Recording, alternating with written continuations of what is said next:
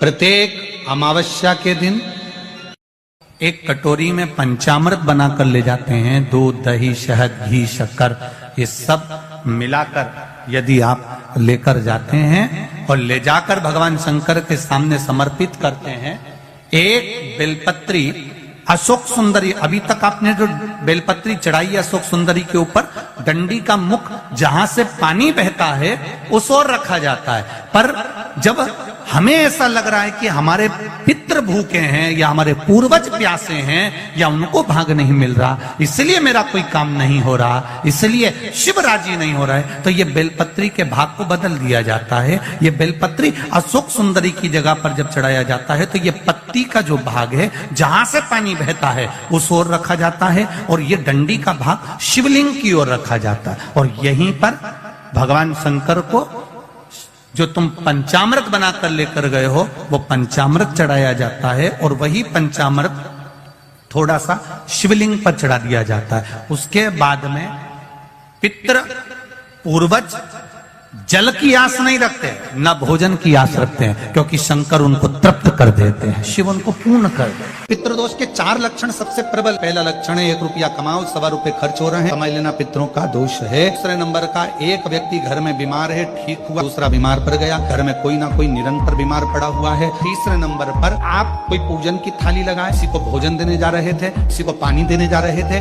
और आपकी ट्रे में से, आपके हाथ से अगर कोई भरा हुआ पात्र, कोई सामग्री गिर गई, पूजन की थाली तुम्हारे हाथ में है और पूजन की थाली में से मालूम पड़े कोई सामान गिर गया नीचे, समझ लो कि पितृ का दोष है। चौथे नंबर पर दोष का वर्णन किया गया, घर में जितने सदस्य रह रहे हैं अगर वो किसी न किसी रूप में एक दूसरे पर चिढ़कर बोल रहे हैं, क्रोध कर बोल रहे हैं, समझ लेना कि कहीं ना कहीं पितरों का दोष। तो लगता है स्वप्न में कोई मुर्दे दिख रहे हैं या कोई जल रहा है या कोई मर रहा है या कोई चला गया है, ऐसा भय लगता है। बच्चों को मानी भेजूंगी ऐसा हो जाएगा, पति को मानी भेजूंगी ऐसा हो जाएगा, कोई हमारे कोई गलत तो नहीं कर रहा है, आपको लगता है। के दिन 7 स्थान शिवलिंग के बताए हैं जहां पर भूल से भी अगर कोई चंदन की उंगलियां लगा देता है। 7 स्थान ऐसे हैं जहां चंदन की मात्र उंगलियां लगा देने से ही शिव पितृलोक के पितरों को मुक्ति प्रदान करके बैकुंठ लोक का निवास दे देते हैं। 7 स्थान, और वो 7 स्थान जो चंदन के बताए गए हैं। पहला, भगवान देवाधिदेव महादेव के शिवलिंग पर चंदन का लेपन, समझ लेना जरा बहुत अच्छे से। 7 स्थान चंदन के बताए महाराज। पहला शिवलिंग।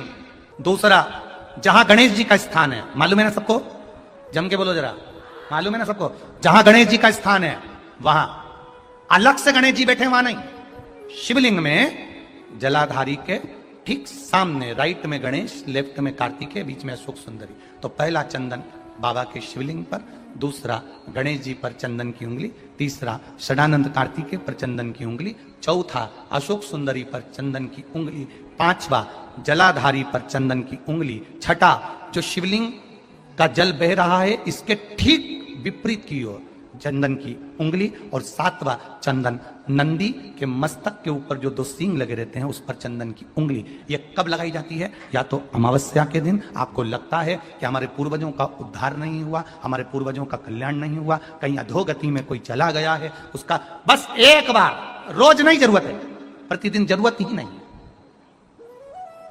महीने में एक बार अगर अमावस्या के दिन भी आपने चंदन के थोड़ा सा चंदन अगर मेरे देवाधिदेव महादेव को 7 स्थान पर समर्पित किया है। अशोक यहां पर वर्णन कर रही है, मैना, धन्य और कला की कथा कर रही है। तीनों ने सनकादि ऋषियों से मांगा। चंदन भगवान को अति प्रिय होता है और चंदन ही एक ऐसा होता है जो पितरों को भी प्रिय होता है, जिसका स्पर्श मात्र लगने से पूर्वजों का कल्याण हो जाता है, वो चंदन का 7 स्थान। घर में यदि क्लेश उत्पन्न हो जाता है, आपका धन, आपकी प्रॉपर्टी, आपकी जमीन, आपका प्लाट, आपका दुकान, आपका पैसा, यदि किसी ने कब्जा कर लिया और छोड़ नहीं रहा, प्रत्येक अमावस्या के दिन पीपल के वृक्ष के नीचे जाकर 2 दीप लगाइए घी के। दोनों दीप के सामने एक हल्दी का चावल, एक कुंकू का चावल का दाना रख दीजिए और स्वधा स्वधा स्वधा स्वधा 3 बार कह दो।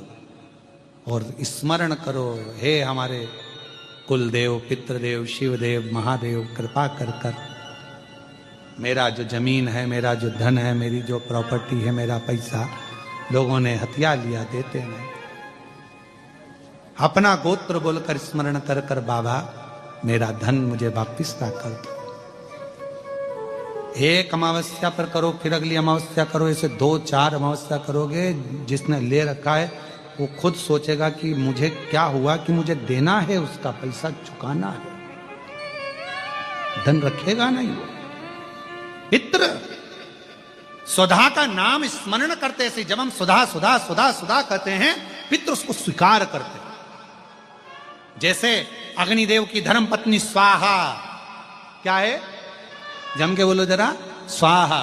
जब हम यज्ञ करते हैं, सांकल ले देते हैं, ओम वैष्णवे स्वाहा, स्वाहा बोलते से ही अग्नि देवता की धर्म पत्नी उस भाग को देवताओं को देती है। उसी तरह तर्पण, तिलांजलि, पिंड, तर्पण आदि जितने भी हम पितरों के लिए कर्म करते हैं, उसमें हम स्वधा स्वधा बोलते हैं। जब स्वधा बोलते हैं तो वो स्वधा पितरों को भाग देती है और पितरों से कहती हैं, ये मेरा बेटा दुखी है, इसको ये तकलीफ है, इसको ये कष्ट है, तुम इसका ये कष्ट पितृदेव मिटा दीजिए, महादेव की आज्ञा है, इसको सही कर दीजिए। करते श्रेष्ठ करते। ओम जयंती मंगलकारिणी भद्रकाली कपालिनी दुर्गा क्षमा शिवा स्वाहा स्वधा नमोस्तुते। ओम जयंती मंगलकारिणी भद्रकाली। स्वधा का उच्चारण हमको सुख प्रदान करता है, स्वधा का उच्चारण हमें संपदा प्रदान करता है। अगर किसी व्यक्ति के जीवन में खो गया, कर्जे में डूब गया, कर्जा बहुत हो गया, पैसा चले गया, गाड़ी चली गई, मकान चले गया, सब गिरवे रखा गया, सब कुछ समाप्त हो गया, उसको प्रत्येक प्रदोष को